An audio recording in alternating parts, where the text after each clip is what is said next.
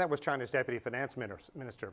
Before the meetings, the United States officials said they only expected minimal progress from these talks, but they do set an important foundation. I spoke with former Commerce Secretary and U.S. Trade Representative Mickey Kantor, and he believes both nations must work out trust issues to move forward. It's very big, and I think that both sides should see this as a renewal. You have President Obama just reelected. You have President Xi coming into office. Both have a fresh slate to write on, and I hope both see the relationship as critical as it is. It's the most important relationship in the world, and they need to get it right. Now, these are the two economies that are driving the global economy, if you will, right now. If for some reason these two economies can't get together, it seems like there's not a whole lot of other options in terms of pulling the various nations out of the economic malaise that they've been punished with for so long.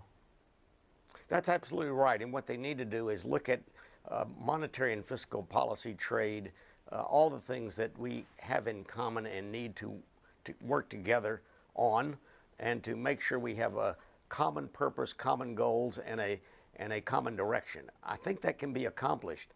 But as you started off this has got to be done, Sean, with confidence in each other.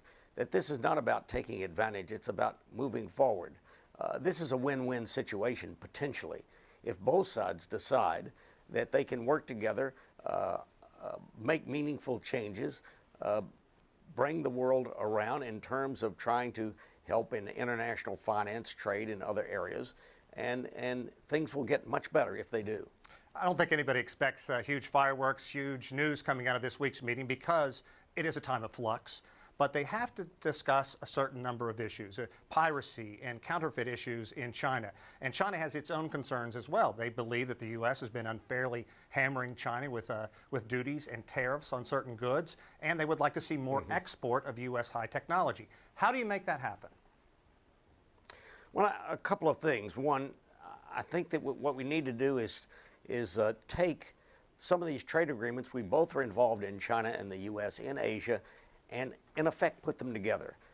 It is not helpful for China to go off with Japan and with Korea trying to initiate a trade agreement, or with the ASEAN +3, and the U.S. to try to do a Trans-Pacific partnership without China and Korea.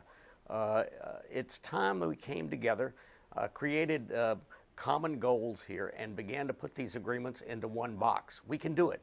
It would help. It would not only help, by the way, China and the U.S. in our relationship, it would not only help our economies, it would help the world economy. Exactly. And that's one thing I think everybody in the world should be concerned with, what's going on in D.C. right now. And if you look at China's involvement in the World Trade Organization in the past year, we have seen exports from the United States improve dramatically to China, but there's still this huge trade deficit. Do you see that ever being chipped away at in a significant fashion? Oh, to some degree, yes. Look, trade deficits are not a clear indicator of one country taking advantage of another country. In some cases, that may be true. Most of the time, though, it's due to macroeconomics. And so we shouldn't look at the trade deficit. We should look at the microeconomics of what China or the U.S. does to inhibit one or the other in terms of our trade and our borders. We need to create open borders. We need to have, as I said, common rules. If we don't do that, then we're doomed to frankly, not only hurt our economies, but to hurt the economies of Asia and hurt the economies of the world. Look, the Doha round is dead. We need to look at a new trade agenda, and China and the U.S. ought to lead that together. Well, how do you think China's leaders are looking at President Obama's Asian pivot? A lot has been made of that. The president says, look, we're just taking resources that have been tied up in Iraq and Afghanistan and moving them to Asia. But do you see where it's looked upon as a little more rattling of the saber? I think it's a contradiction. I don't think the U.S. has been clear enough of what pivoting towards Asia is. We believed, of course, way back in the dark ages in the Clinton administration, that we had already pivoted towards Asia, certainly economically. We spent a lot of time with China successfully on a textile agreement, on three intellectual property agreements, on China's accession to the WTO, which we were able to achieve, which I'm very proud of, and everyone who worked on that is very proud of, and so is the president. However, we believed that the U.S., of course, had interests in Asia, and we had every right to, of course, in international waters to project our power. We've always been doing that. So pivoting, when you say we're pivoting towards Asia, and you say you're moving resources, military resources, towards Asia, it can be read in a wrong fashion. I don't believe the Obama administration is interested in rattling the saber. I think they're interested in open borders and new trade agreements and building our economy in the U.S., but building the world economy. And I think that's where we could go.